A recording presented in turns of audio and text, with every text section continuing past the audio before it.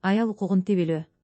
Аялдын укугун тебелөө деп эмнени түшүнөбүз? Динсиз, аялдын кадыр баркын билбеген элдерде аялга укук беребиз деп, тескерисинче кордук көрсөтүп коюшкан. Аялдарда тең укуктуу болобуз деп отуруп баштарына балээнин баарын үйүп алган. Эркек менен аялдын акылы, түшүнүгү, физиологиясы, дене түзүлүшү, күч кубаты бири-бирине такыр окшобойт. Демек, алардын укук, милдеттери да ар башка болууга тийиш. Эгер экөөнүн укугу да, милдети да бирдей болсо, ортодогу адилеттүүлүк жоголот. Эркектер да, аялдар да кор болот. Муну бизге батыштын турмушу ачык көрсөтүп жатат. А менин бул жерде айтайын дегеним, биздин өзүбүзгө тиешелүү, башкача айтканда үй бүлөдөгү аялдарга карата жасалган туура эмес мамилелер тууралуу. Аялга үйлөнгөндө никеде Алланын атын атап, аялды аманатка алабыз. Бул аялды биротоло өзүнүн менчигине өткөрүп алды. Эми аны каалагандай пайдаланса болот деген сөз эмес. Бул ошол аял менен ак никеде эр шаркак болуп түтүн булатып жашоо кечирүү, аны кем кылбай багуу, ага кам көрүү, аны ар тараптан камсыздоо милдети жүктөлдү деген сөз. Ислам дин аялзаттын кадыр баркын көтөргөн жана сактаган дин. Ислам келип дүйнөдөгү аялзаттын укугун колуна берди. Бирок биз мусулманчылыктын көп артыкчылыктарын турмушта колдоно албай жатканыбыз өкүнүчтүү. Биз азыр аялдарыбызга исламда көрсөтүлгөндөй мамиле жасай албай жатабыз. Ушунун айынан үй бүлөлөр көп бузулуп, жесир аялдар көбөйдү. Коомчулукта бузук иштер жайылды. Пайгамбарыбыздын ага Алланын тынчтыгы жана мактоосу болсун. Фрусталдарды сындырбагыла деген тамаша аралаш сөзүндө аялдарга этият мамиле кылуу тууралуу чоң сабак жатат. Биз анын өлүм алдындагы аялдарыңарга жакшы мамиле кылгыла деген осуятын да унуттук. Силердин эң жакшыңар үй бүлөсүнө жакшы мамиле кылганыңар деген хадисин күндө айтабыз, угабыз, окуйбуз. Бирок иш жүзүндө аткарбайбыз. Аял өзүнүн аялдык бактысын сезүү үчүн, күйөөсүнүн үйүндө өзүн ханышадай алып жүрүүсү үчүн, дегиле аял катары жакшы жашоо кечирүүсү үчүн эркек эмне кылышы керек? Укугу тебеленген аялдын укугун сактоо үчүн кандай чечим чыгаруусу керек? Мусулман эркек мусулманчылыкта, тагыраагы, ислам дининде аялдын кандай милдети, кандай укугу бар экенин, эркек аялга кандай мамиле жасаш керектигин, аялга жасаган мамиледе кандай иштерде сообаларын, кандай иштерде күнөөкөр болоорун сөзсүз билиши керек. Муну намазды, орозону үйрөнгөндөй эле окуп, сурап, угуп билүүсү зарыл. Өзү сыяктуу эле аялына да диний таалим алууга шарт түзүүсү керек. Туура ишенимдеги илимдүү адамдардан илим алуусуна мүмкүнчүлүк берип, жакшы китептерди сатып берип, кыскасы, аялынын диний сабатына көңүл буруу керек. Анткени аял динден кабарсыз болсо, ортодо карама-каршы пикирлер көп жаралат жана балдардын тарбиясы аксайт. Аялдын назиктигин, терең акыл жүгүртпөй кыска ойлонгондугун, алсыздыгын эске алып аталар кыздарына, агалар карындаштарына, күйөөлөр аялдарына аяр мамиле кылуусу керек. Аялдарды да өздөрү сыяктуу эсептеп орой мамиле кылгандар, эртели кеч мунун зыянын өзү тартат. Эркек үйдүн башчысы жана үй бүлөнү багуу милдети анын моюнунда. Эч бир ишти жарытпай, акыры аялын базарга чыгарып, өзү үйдө телефон чукуп жаткан эркектер, аялынын укугун тебелеген эркектер. Ал эми аялын Орусияга же дагы бир жакка ишке жиберген эркектерди эркек деп айтуунун деле кажети жок. Алар эркек келбетинде болгону менен эркектиктен эч нерсеси жок. Алар бул дүйнөдө да, акыретте да мунусунун азабын тартат. Аялга өзүнө ылайык ишти гана иштетүү керек. Иши анын динине, күч кубатына ылайык болууга тийиш.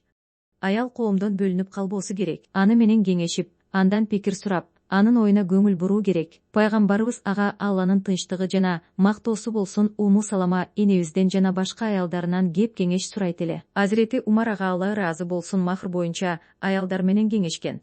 Мамлекет тарабынан күйөөдөн чыккан же жесир калган аялдарга кам көрүлүшү керек. Турмушка чыгып же ишке орношуп өзү каржыланганга чейин аларга кам көрүүчү кимдир бирөө болуусу зарыл. Турмуштан кыйналгандыктан аялдар чет өлкөгө барып, кордук көрүп, кээси туура эмес жолго түшүп бузулуп, айтор тагдыры тебеленгендер көп. Эл керегине жараган эр азаматтарды аял төрөп, аял тарбиялап өстүрөт. Ошон үчүн мамлекет дагы, үйдүн кожоюну дагы аялдардын ден соолугуна кам көрүүсү керек. Тилекке каршы, аялдарга талаптагыдай кам көрүлбөй, бизде аялдардын 80%дан ашыгы аз кандуулук менен жабыркайт. Мындай оорукчан аялдардан дени сак бала туулбайт. Демек, коомдун да дени сак болбойт. Эркектер аялдарды коргогондо, колдогондо, кызганганды, бакканды үйрөнүшү керек. Тагыраак айтканда, эркек эркектей болгон жерде аялдар кордолбойт, жесир калбайт, укугу тебеленбейт. Эркектин бейишке кирүүсүнө көбүнчө аялдар себеп болот. Бейишенелердин кадамынын астында, ким 3 кызды жакшы тарбиялап өстүрүп турмушка узатса, ага тозоктон көчөгө болот. Ар бир эркектин кулагына күмүш сырга, апаңа, кызыңа, эже карындаштарыңа жана аялына каалабаган нерсени башка аялдарга да ыраа көрбө. Алладан корк. 2 ая.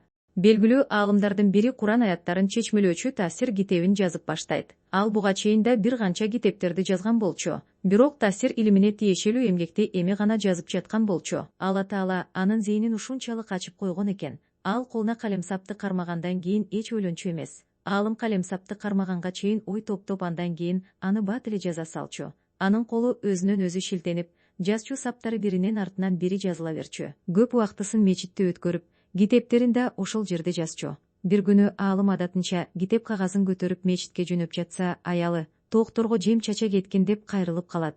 Негизи эле аялдар кызык жан болушат. Ушунчалык зарыл, үммөттүн муктаждыгын чече турган китепти жазып жаткан аалымды да жарбаган иш менен алагды кылуу бир гана аялдардын колунан келет. Аалым жанатан бери топтогон ойлору чачылып кетпесин деп чочулап, ары убакыттын өтүп жатканына кабатыр болуп жатып, аялынын тапшырмасын унутуп чыгып кетет. Мечитке келип, жайланышып, калемсабын колуна алат. Бирок адаттагыдай оюндагысын дароо жаза албай такалып калат. Ойлонот, жазат, бирок канча убара болбосун баары бир майнап чыкпайт. Акылына жаратылуу эч нерсе кирбей, бир канча убакыт убара болот. Акырында эмне себептен минтип жатканына акылы жетпей отуруп калат. Ошол учурда аялынын тооктор тууралуу айтканы эсине түшөт. Ордунан ыргып туруп үйүнө жөнөйт. Үйүнө келсе тооктору дагы эле жемсиз туруптур. Аларга жем чачып, суусун берип кайра мечитке келет. Ордуна отуруп калемсабын колуна алат. Бул жолу анын калемсабы шырылдатып жаза баштайт. Аалым ошондо гана өзү жазып жаткан аятка көңүл бурат. Караса, Ниса сүрөсүнүн 34-аятына жетип калыптыр.